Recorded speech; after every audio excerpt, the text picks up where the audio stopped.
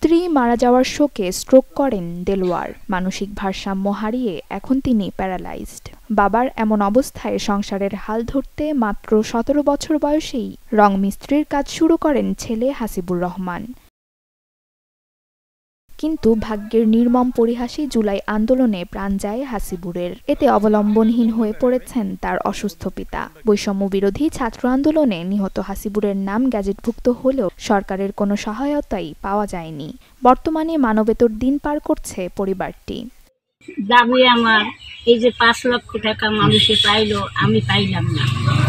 দেলোয়ার হোসেনের চিকিৎসা করতে পারলাম না। ১০ লক্ষ টাকা পাইলো মানুষে, আমি কোনো পাইলাম না। দেলোয়ারের মা যে তথ্য তালাফি করবে, সেও তো অসুস্থ। হাসিবুরের মৃত্যু কোনোভাবেই মেনে নিতে পারছেন না এলাকাবাসী। অসহায় পরিবারের দিকে সরকারি নজর দেওয়ার দাবি সবার। আমরা চাইব এই শহীদদেরকে যেন সরকার যথাযথ মর্যাদা এবং মূল্যায়ন করেন।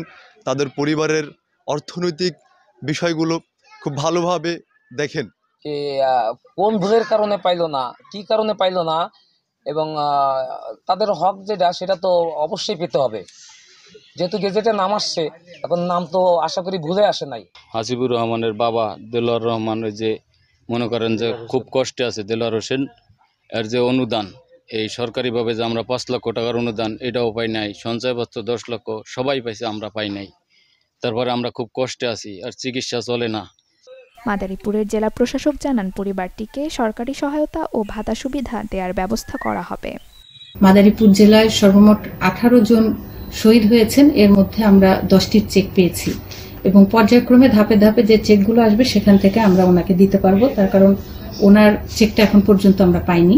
ওনার চেকটি পেলে, যেটা বলছিলেন যে উনি একজন প্রতিবন্ধী এবং শারীরিক ও মানসিক প্রতিবন্ধী, আমরা এটা তার নামে যে চেকটা আসবে তার নামে আমরা চেকটা দিয়ে দিব এবং ব্যাংকের ম্যানেজারকেও আমরা বলে রাখবো যেন তাকে সার্বিকভাবে সহায়তা প্রদান করেন।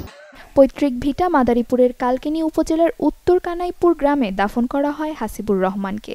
হাসিবুর ছাড়াও মাদারীপুরের আরও ১৭ জন শহীদ হয় এই আন্দোলনে। Desk report, channel 24।